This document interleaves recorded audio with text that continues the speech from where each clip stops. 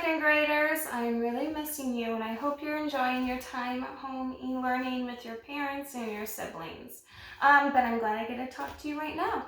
So I just want to end off this week with drawing conclusions. You guys did it a few times this week, but I really want to solidify that you understand what it means to draw conclusions. So when you draw conclusions, I do a little magnifying glass. We're going to look for clues within the text, okay? So you're going to be like a detective. The author isn't always going to say everything straight out that we won't get right away, and we're going to have to take clues from the text. We're going to have to use our background knowledge to be able to come to a conclusion. And this is going to become more and more evident with the text you read as you get older and older. So whether you knew it or not, on Monday, you drew a conclusion that Geraldine was the goat in this story. The author actually never told us she or he wasn't like, hey, Geraldine's the goat. We figured that out using clues, context clues in the story.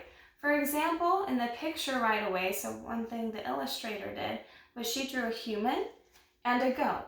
And then the author introduces Geraldine, and then we know Geraldine has a Navajo friend named Glenmay.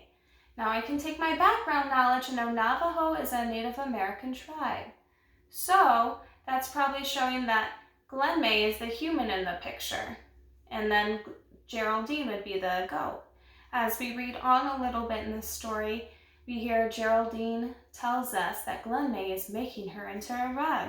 I can take background knowledge and know that goats in sheep have wool that you can take and turn it into rugs and sweaters and other things. So that's a conclusion I was able to draw right away, and I'm sure you guys were able to draw that within the first few pages of the text as well. So you may not have known it, but you've probably been drawing conclusions in different books for a really long time. So I'm going to give you guys a couple stories, and we're going to work together to draw conclusions, okay? So the first story, the month is April. The daily temperature has been increasing. Today it has been raining, and it's really windy with occasional lightning and thunder. The sky starts to look a little green. Then the sirens go off. Okay, draw a conclusion about what's going to happen next. So you can look back in what I just read to you or think back. So it's April, it's spring. It's raining and thunderstorming a little bit. The sky starts to look a little green, and then the sirens go off. What does that indicate? So we can probably guess that there's a tornado, and the next steps would be safety tips that the person in the story would take. So go in a shelter or something. The second story, Lydia was wearing tennis shoes. She came in the door dripping with sweat. She threw her headphones down and began to stretch.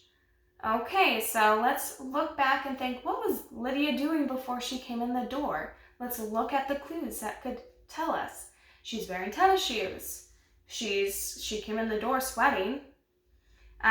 She threw her headphones down, so she was wearing headphones before she came in the door, and she started to stretch. So I know, well, when I stretch after I run or work out.